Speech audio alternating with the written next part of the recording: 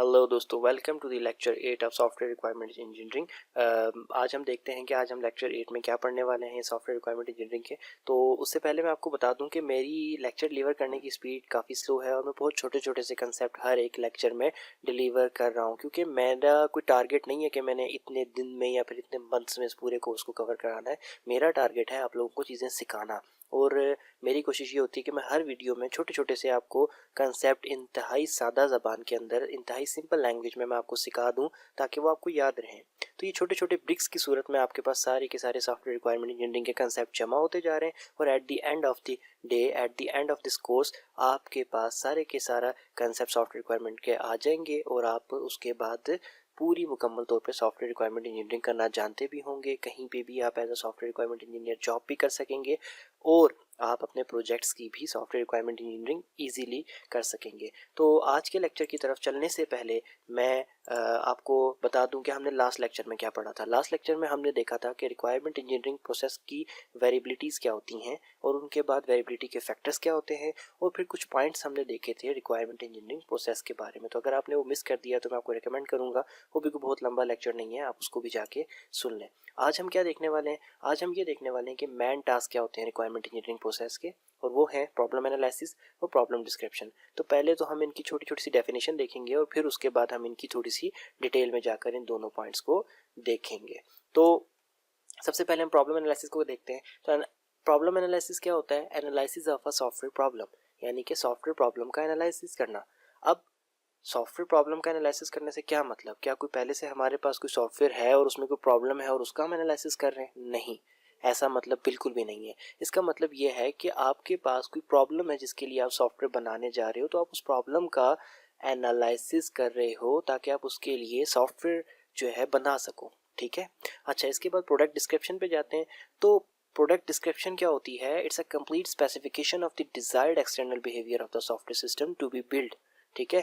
आप जो सॉफ्टवेयर बनाने जा रहे हो, तो जब वो बन जाएगा तो आप उससे किस किस्म का एक्सटर्नल बिहेवियर एक्सपेक्ट करते हो, ये सब कुछ लिख देना, ये सब स्पेसिफाई कर देना, प्रोडक्ट डिस्क्रिप्शन कहलवाता है। इसी को दूसरा नाम फंक्शनल डिस्क्रिप्शन भी है, इसका और नाम एक फंक्शनल रिक्वायरमेंट्स भी है, और इसका एक और नाम स्पेसिफिकेशंस भी है। तो ये नाम सारे के सारे सॉफ्टवेयर इंजीनियरिंग की फील्ड में इंटरचेंजेबली यूज हो रहे होते हैं। तो जब आपके सामने functional description, functional requirement, specification, इनमें से कोई भी नाम लिया जाए तो आप फौरन समझ जाना कि प्रोडक्ट डिस्क्रिप्शन की बात हो रही है। और प्रोडक्ट डिस्क्रिप्शन ये चीज़ होती है कि जब एक सॉफ्टवेयर मुकम्मल बन जाएगा तो वो हमें एक्सटर्नल बिहेवियर क्या क्या प्रोवाइड करेगा, ये सब बातें इसके अंदर लिखी हुई होती हैं।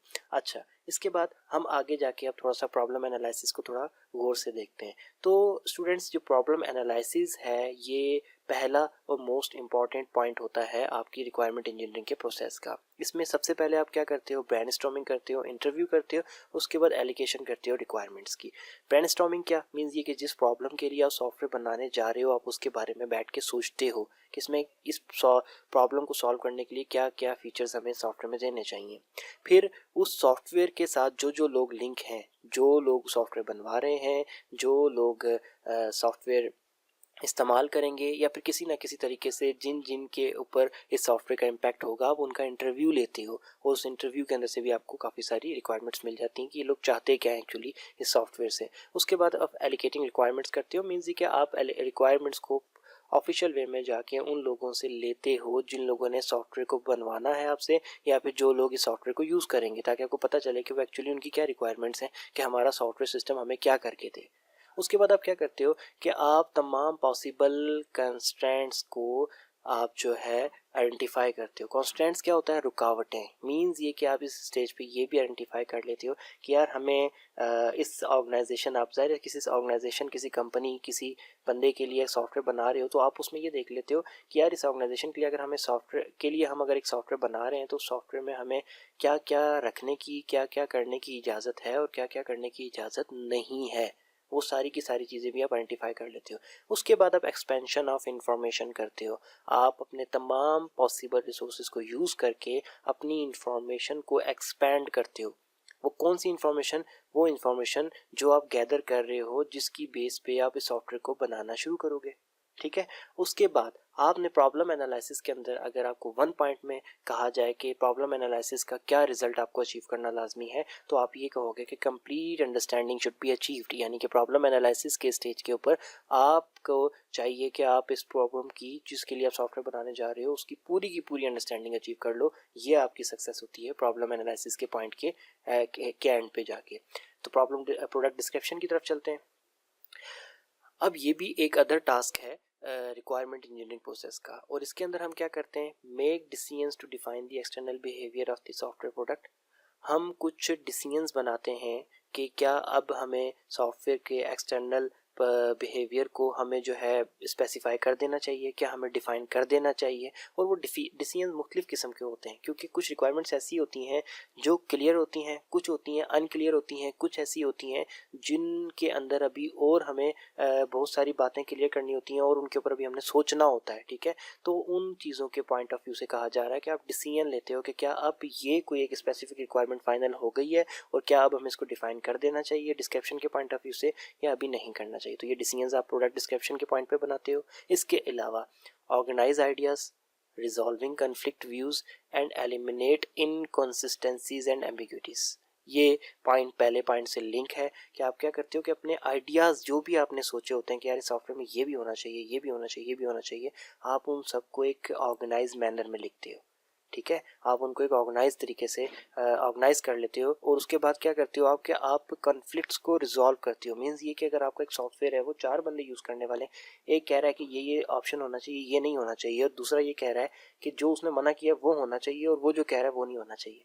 फ़र्ज़ करें ऐसी बात आ गई।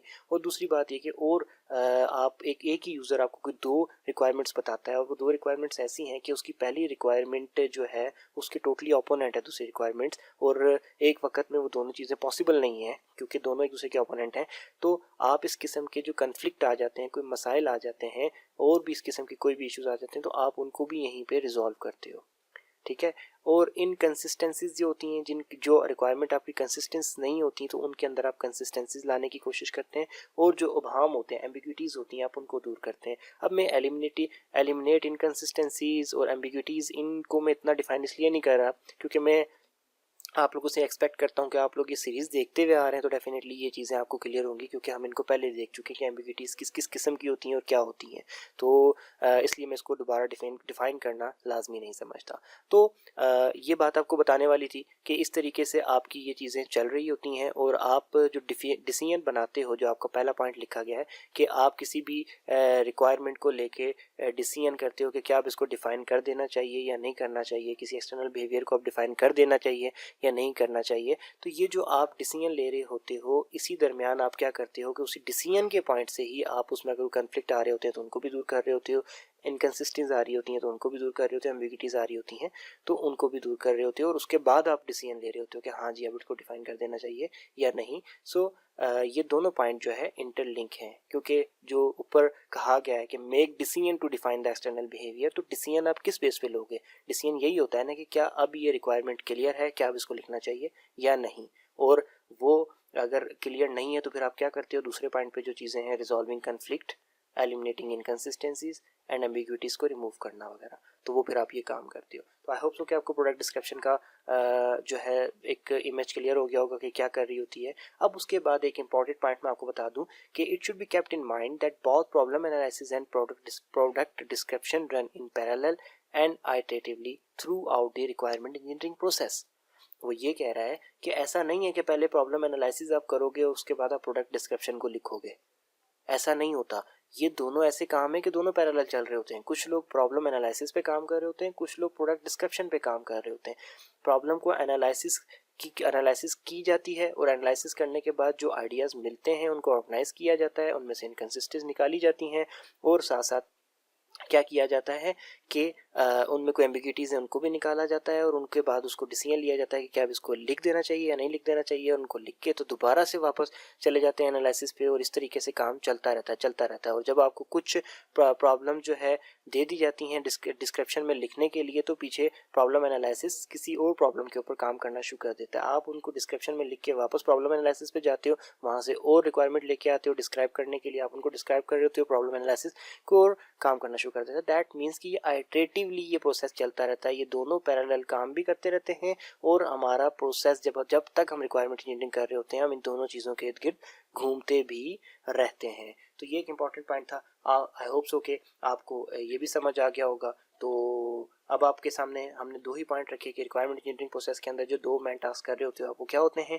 एक ये कि प्रॉब्लम एनालिसिस, जिसके अंदर आप एनालाइज करते हो कि प्रॉब्लम क्या है जिसके लिए आपको सॉफ्टवेयर बनाना है, और उस एनालिसिस में आप लोगों के इंटरव्यू भी लेते हो, आप उससे भी सोचते हो एक्सेट्रा। और दूसरी तरफ प्रोडक्ट डिस्क्रिप्शन, इसमें आप क्या करते हो कि आप उस प्रोडक्ट को जिसको आपने बनाना है उसका सारा का सारा एक्सटर्नल बिहेवियर क्या होगा जब वो बन चुकेगा, तो वो आप लिखते हो। और उसको लिखने के लिए जो आप रिक्वायरमेंट्स लेते हो उनको आप क्या करते हो कि उनको ऑर्गेनाइज भी करते हो, उनके अंदर कोई इनकन्सिस्टेंसीज हैं तो उनको दूर भी करते हो, उनमें कोई और प्रॉब्लम है तो उसको भी रिमूव करते हो, और उसके बाद फाइनल करके आप लिखते हो। तो ये दो पॉइंट थे, मोस्ट इंपॉर्टेंट पॉइंट है। और इनके बारे में जो एक पॉइंट टू रिमेंबर आपको मैंने बताया वो भी ये कि दोनों पैरेलल काम करते हैं और through out the requirement engineering process चलते रहते हैं। आपके लिए मैंने सारा का सारा दोबारा से लेक्चर 1 मिनट के अंदर समराइज कर दिया। आई होप सो कि आपको लेक्चर पसंद आया होगा। अगर पसंद आया है तो काइंडली वीडियो को लाइक करके चैनल को सब्सक्राइब कर दें, इस पूरी की पूरी सीरीज़ को फॉलो करें और हमारे फेसबुक ग्रुप को ज्वाइन कर लें ताकि आप इस सीरीज़ को ईजिली फॉलो अप रख सकें। दोबारा मिलते हैं किसी नेक्स्ट लेक्चर में, तब तक के लिए